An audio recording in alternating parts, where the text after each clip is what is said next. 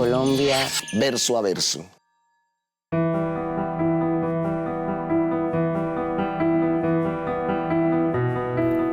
Aquí empieza la noche, en un hombre o una piedra, o el árbol que va a comenzar el canto. El canto del búho turba mi sueño. La insistencia con que he vencido la oscuridad. Afuera, el frío está en el patio. El insomnio no se eleva sobre la muerte. Palabras para situar lo oscuro en el silencio de las cosas. Soporto la herida del sueño. Me basta abrir la puerta para oír la ascensión de la noche. Es algo más que la inteligencia de la luz inmersa en la sabiduría del oscuro. Me siento escuchar la posteridad.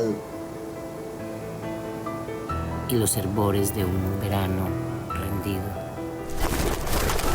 En los arcos cansados espero la hostilidad de las estrellas o el desvelo que abraza el suelo. Para la grabación de este capítulo, mi compañero de viaje, Uweimar Ríos, aún se encontraba en Europa promocionando la película exitosísima, Un poeta, de la cual es protagonista. Con estas voces alemanas al fondo, queremos invitarlos a la segunda temporada de Colombia verso a verso. Pero desde el otro lado del mar nos envía este saludo cariñoso. Oigámoslo. Amigos, saludo cordial. El hecho que esté festivaleando por el mundo no quiere decir que no estén presentes en mi corazón, ya que siempre estoy pensando en Colombia verso a verso. Y con toda la energía les mando estas cartas sentimentales desde Europa. Muchachos, aquí desde la tumba de Arthur Schopenhauer, recordándolos mucho y acordándome también de aquello de que toda religión positiva es propiamente la usurpadora del trono que corresponde a la filosofía. Y también acordándonos de aquello de que la religión y la filosofía son como los dos platillos de una balanza. Mientras más desciende la segunda, más arriba está la primera. Entonces ahí vamos con el peso de la filosofía. Muy bacano. Saludos desde por acá en Frankfurt. Nos vemos la próxima desde algún bello lugar del departamento del Tolima. Hasta pronto.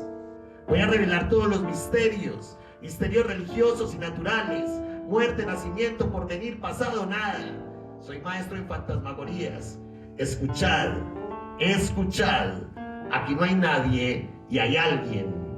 Quieren cantos negros, danzas de Uriz. Quieren que desaparezca, que bucee en busca del anillo. Quieren, pues más o menos Rambo.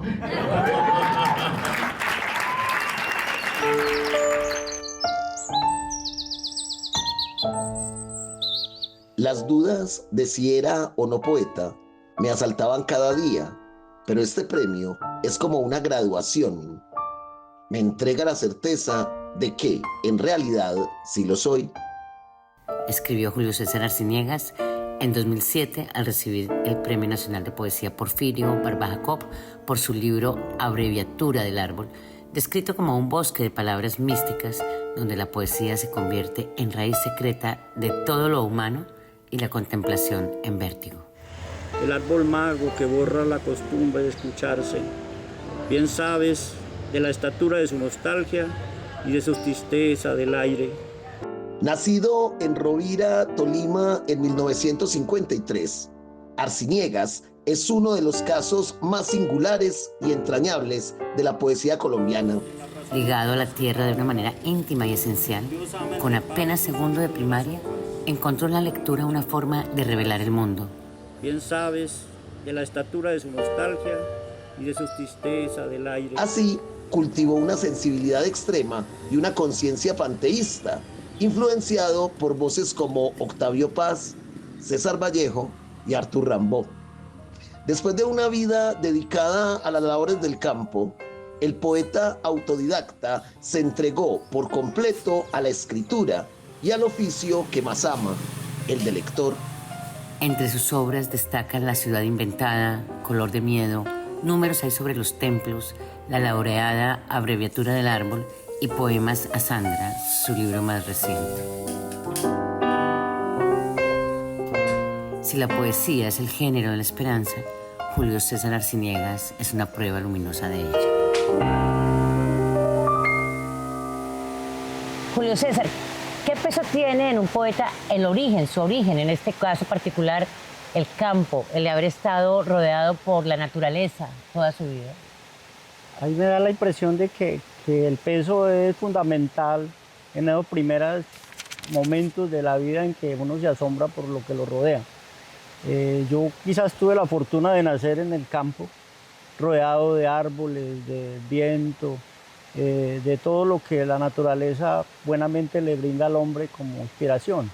Entonces, para mí es fundamental el peso del entorno en mi poesía.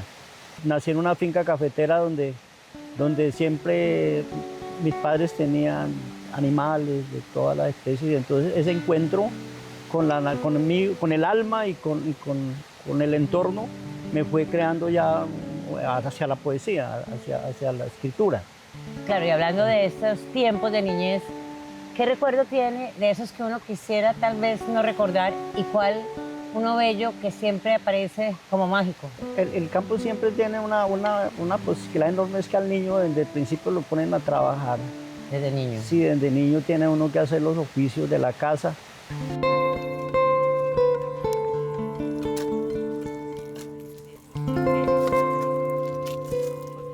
Tenía que colaborarle en todo lo que se llama el manejo del café, de cargarlo, de cerezarlo, de todo lo que es la labor del campo. Y la tristeza de esos momentos es que no tenía libros en la casa, que no conocía qué eran los libros, simplemente era el paisaje y ahí yo los libros los vengo a conocer muy tarde. Mi padre no sabía leer. ¿Y su mamá? Mi mamá un poquito, pero pues muy sumisa, no tomaba mucho pues, en las cosas. ¿Y cómo llegó el primer libro o cómo se le ocurrió a usted que había que escribir? De pronto me mandan a la escuela como a todo niño y un profesor me lleva alguna vez un suplemento del tiempo y había un relato de un mantero de la costa, eso hace por ahí unos 50 años o más. Ese momento es como un incendio. Yo encuentro ahí una poesía, una literaria y se me dispara algo que ya estaba dentro de mí, que me ha formado con la naturaleza y empiezo a leer lo que llegaba a mis manos.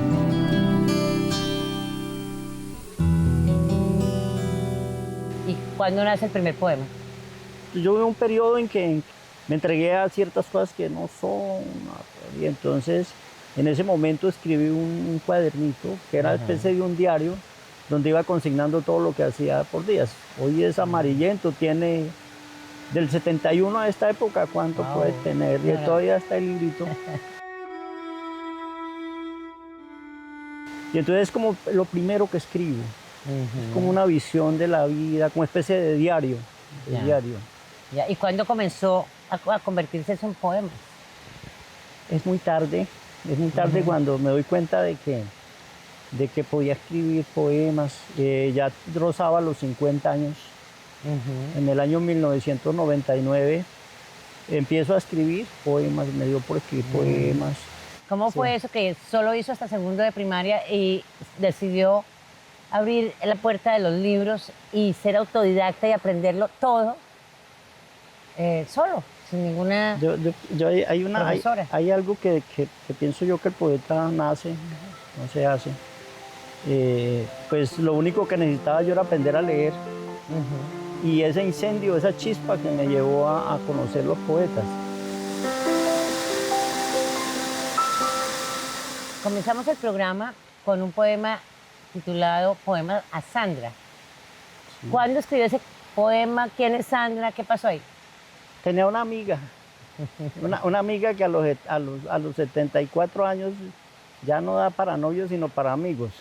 Y entonces pues fuimos amigos, pues muy amigos, y decidí escribirle un libro de poemas de amor, de un amor decantado, ¿no? No ese amor, Claro. ese amor romántico, Un pasional, amor no. maduro. Es un amor maduro. Otra poeta de gran trayectoria, nació en Ibagué, es Miriam Sendoya. Usted debe saber quién es ella, la conoce, ¿no? Sí, estuve en mis inicios como poeta, me prestaba los libros, en Ibagué me conocimos hace mucho tiempo, es una gran poeta. Bueno, vamos a escuchar a Miriam, que recitó para nosotros en Ibagué.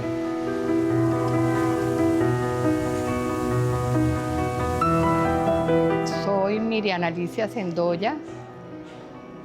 Para mí la poesía es luz, sombra, recuerdos, situaciones importantes.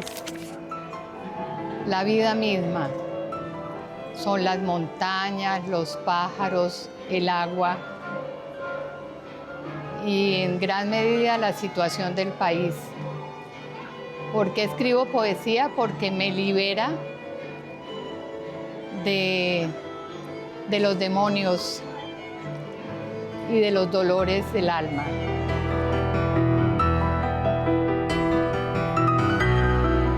Quiero que mis nietos algún día me recuerden porque escribí algo para ellos. La poesía es la palabra escrita, silenciosa. La poesía es una cascada de luz y bendiciones para mí como poeta.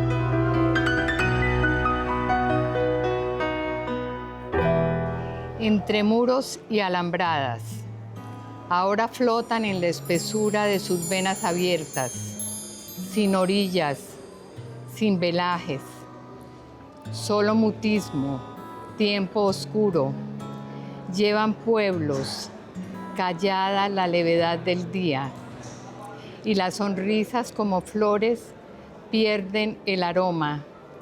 Se va el mundo entre muros y alambradas, alejándonos, refugiándonos en otras aldeas hostiles y la sangre sobre el dolor que huye.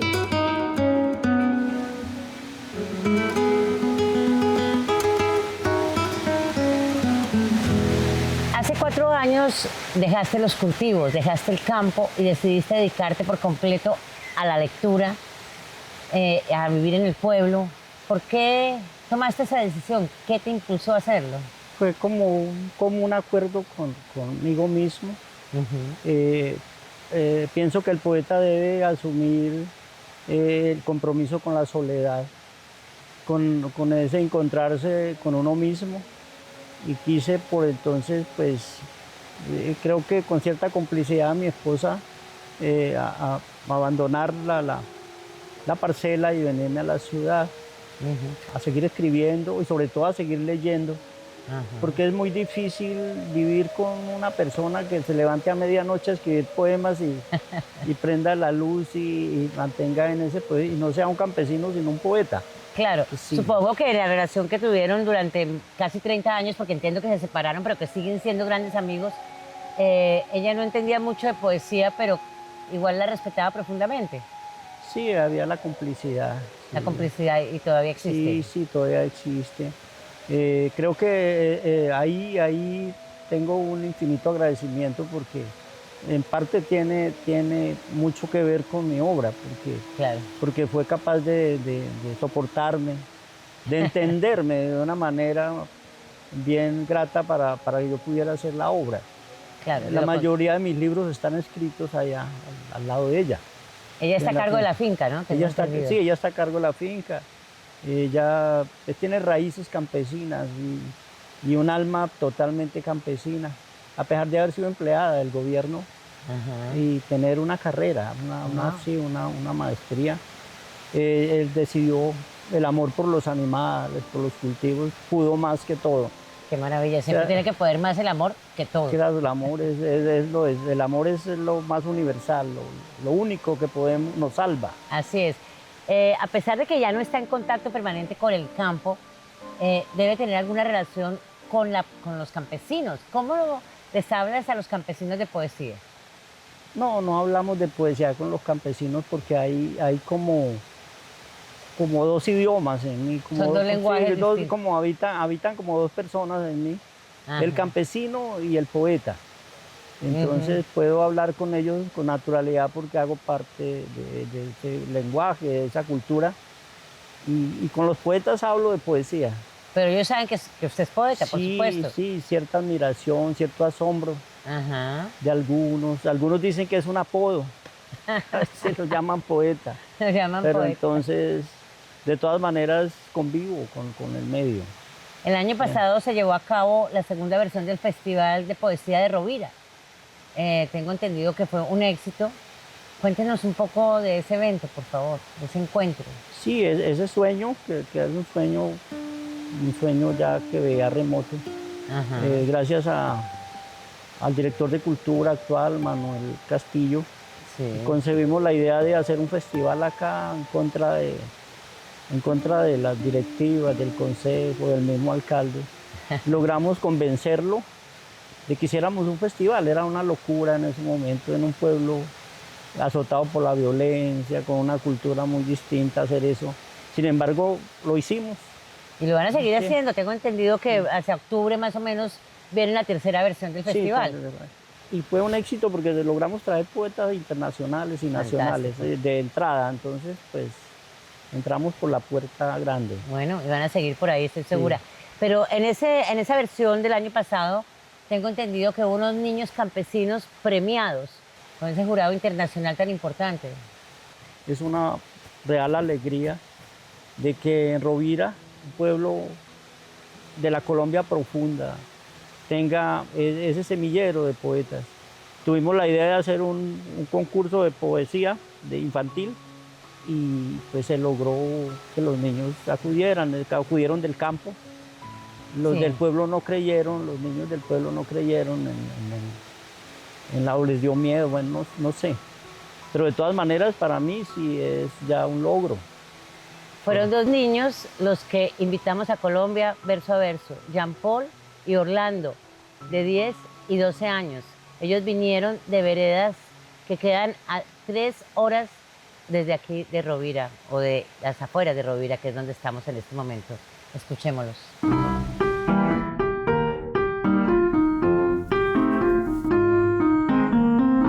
Me llamo Orlando Steven García García, tengo 13 años, estoy en el grado 8º, vivo en la vereda Río Manso. A continuación les voy a leer mi poema. Miradas que se encuentran. Cuando tus ojos me miran, el mundo se aquieta, el aire suspira, mi alma se aquieta. Tu voz en el silencio, mi dulce respiro, enciende mi fuego, mi eterno suspiro. Tu mirada no toca, tan solo acaricia, despierta en mi mente la leve caricia de un amor que en secreto florece, como un rayo de sol que en mi pecho amanece.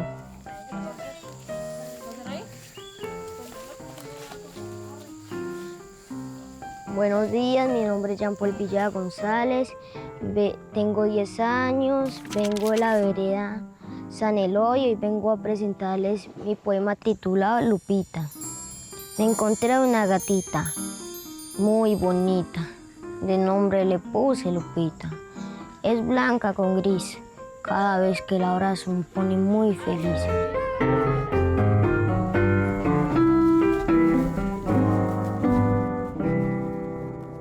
En un país como Colombia es casi insólito que una persona que nació en el campo, en Rovira, un pueblo que muy poca gente conoce, que hizo hasta segundo de primaria, que fue autodidacta y que empezó a escribir poesía y a leer y a comer libros, haya logrado salir del pueblo. ¿Cómo logró eso? Entonces, que un libro que se llama Abreviatura del Árbol, que es un discurso al árbol, una mayéutica al árbol.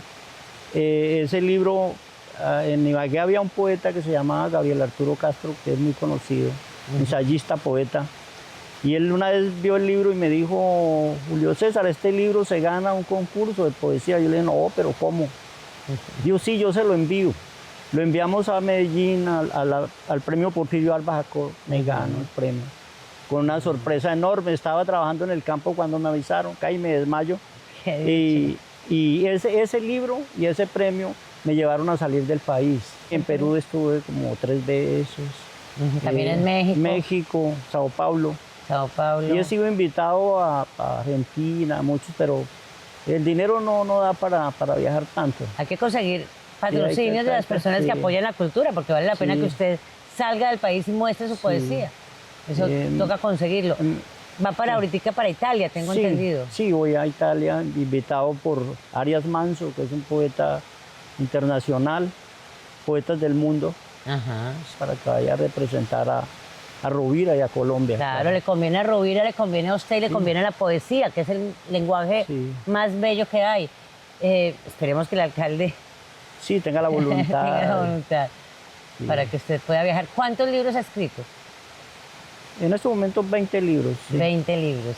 ¿Y el último cómo se titula? Poemas a Sandra. Es Poemas a Sandra con el que iniciamos. El último, sí. Vi que usted tiene unos cuadernos con una serie de anotaciones muy llamativas, ¿no? Tiene una forma de escribir. Soy muy exigente y corrijo demasiado. Generalmente cada libro tiene 10, 20 borradores. Lo hago sin afán, esperando nomás. Y a veces duro un año escribiendo un libro o más. Claro, eso no es como hacer salchichas. O buscando una palabra duro semanas enteras. Claro. Eso que llaman inspiración a veces yo creo que es puro trabajo.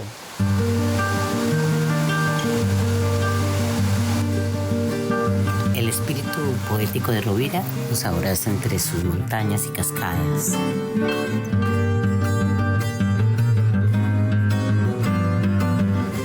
Llegamos al final de esta primera entrega, pero la cita continúa el próximo martes. La maduración, imagina que es sagrado cambiar de sol todas las mañanas. En nuestro siguiente capítulo seguiremos conversando con Julio César, el gran poeta campesino, y conoceremos el talento joven de Catherine Rojas. La madrugada avanzaba, la soledad en las calles invadía miradas cómplices. Junto a la maestría lírica de Nelson Romero.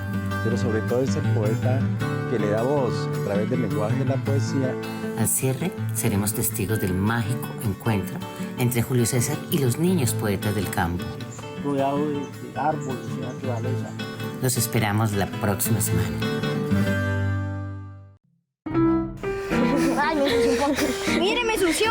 ¡A la niña! ¡Ay, mire, me ensució! Déjala, gato. ¡Mire, y me la ensució! Oh.